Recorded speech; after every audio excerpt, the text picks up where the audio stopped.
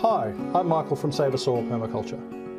One of the many questions I get asked by clients and students who come through on the courses and other people are, what is the ratio that we're looking at when we're planting out our orchard or tree system or our food forest system? What's the ratio between the productive trees that we're putting into the ground and the type of fertility trees that we're actually putting in to support our productivity? And long story short, the answer is, it depends. As classic an answer as that is. When we're looking at the different trees, what we really need to look at is the type of tree we're planting in the first place. So we've got 4 different categories of trees that we can choose from. We've got very demanding, slightly demanding, and undemanding.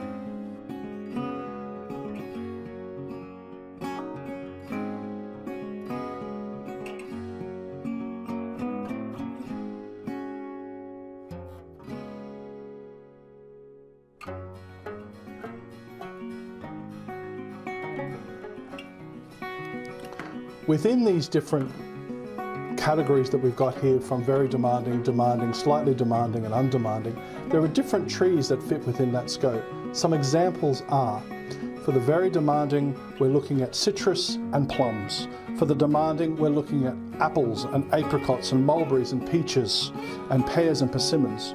When we're looking at the slightly demanding, we're looking at cherries and strawberry trees. When we're looking at the undemanding ones, we're looking at figs, bay trees and pines.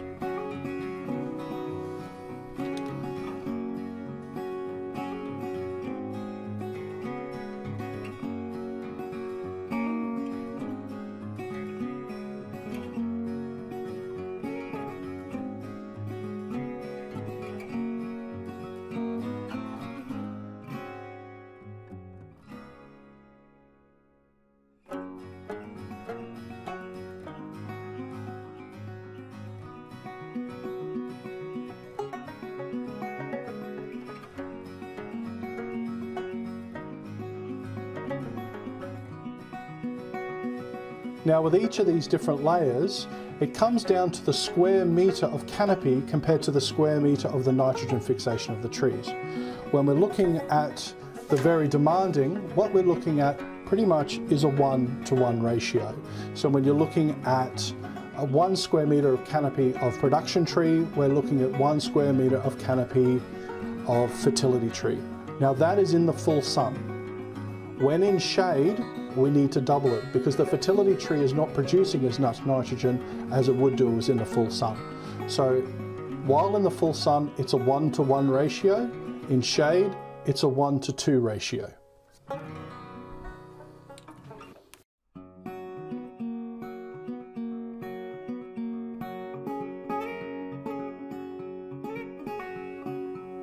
When we're looking at the demanding, it is slightly less than the very demanding. So what we're looking at when it's, as far as full sun is concerned, we're looking at 0.6 of a canopy per square metre of a canopy. When we're looking at, that's in full sun. When we're looking in the shade though, we need to double that again. So instead of being 0.6 of a canopy, we're now looking at a 1.2 of the canopy. So that's in full shade.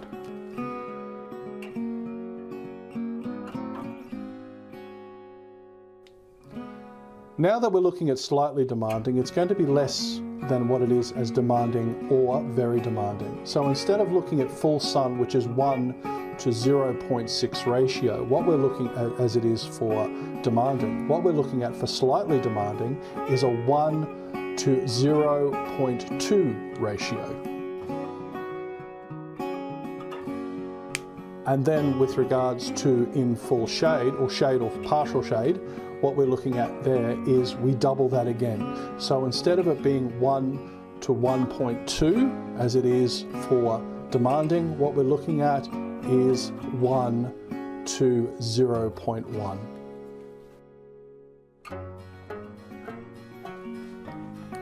And then we get to the final category of undemanding. And when we're looking at that, they actually require very little nitrogen, so we don't really have to worry about it too much. So as far as the ratios are concerned, we're looking at a 0 ratio.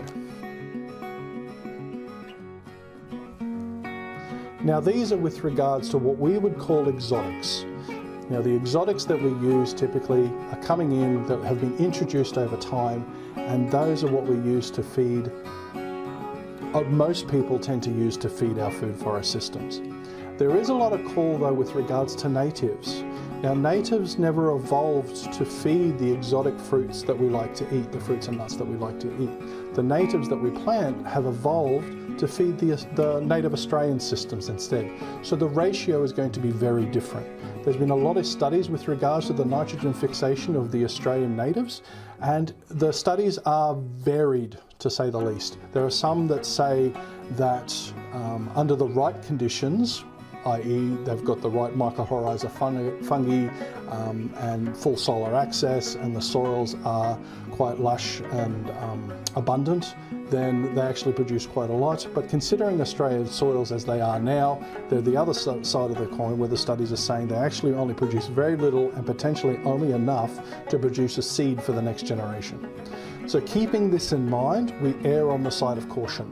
So what we do is we look at these figures. Instead of, say, for example, it very demanding in full sun would be a 1-to-1 ratio, we double it. So instead of a 1-to-1, we look at a 1-to-2. Instead of a 1-to-2 ratio in the shade, we're looking at 1-to-4.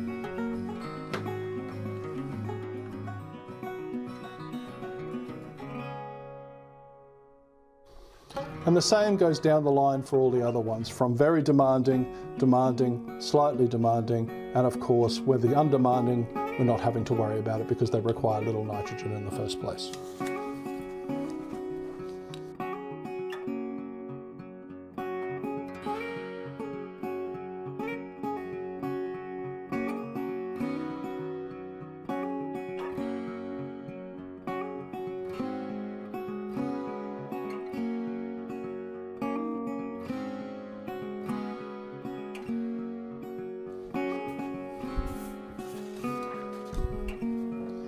We cannot forget that the animals that we introduce into our systems as well to actually help feed that system are an integral part of that system.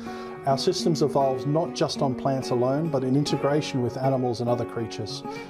From the bacteria through to the fungi, through the macrofauna to the microfauna. So we need to remember that the wildlife that comes into our systems as well, that brings in that borrowed fertility from the chickens and the ducks that we like to use in our systems to help cycle through, turning those pests into solutions.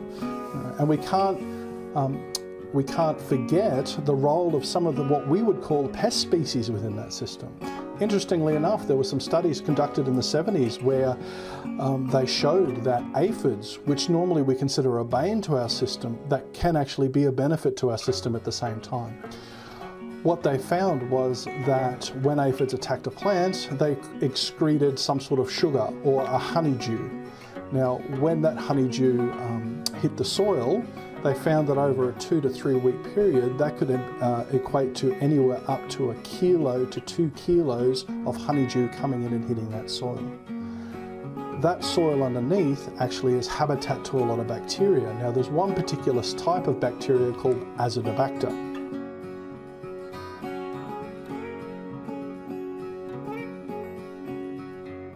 It turns out Azotobacter has very much a sweet tooth, and it likes the chemical breakdown of the honeydew that falls into the soil underneath.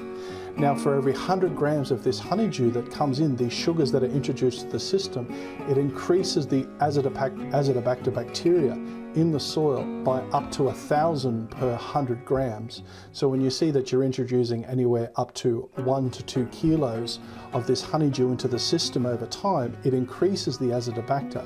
Now, Azotobacter actually takes nitrogen from the air and sequesters it in our soils to make it stable. They found that on the whole, that the plant was not worse off during this relationship. But like anything, if the pest or the species that is attacking the plant is left for too long, it can cause long-term problems. Interestingly enough, about 2 to 3 weeks after the aphids arrive is when the lady beetles and the other predator insects start to arrive. So this relationship starts to balance out. The systems of a whole that we're actually creating and we're looking at from those larger patterns to smaller details are really quite complex in nature. And we need to consider the needs of the trees and the species that we're introducing to the system, because if we don't, our system's going to be to a detriment, and from that we're not going to be getting maximum abundance for minimal effort.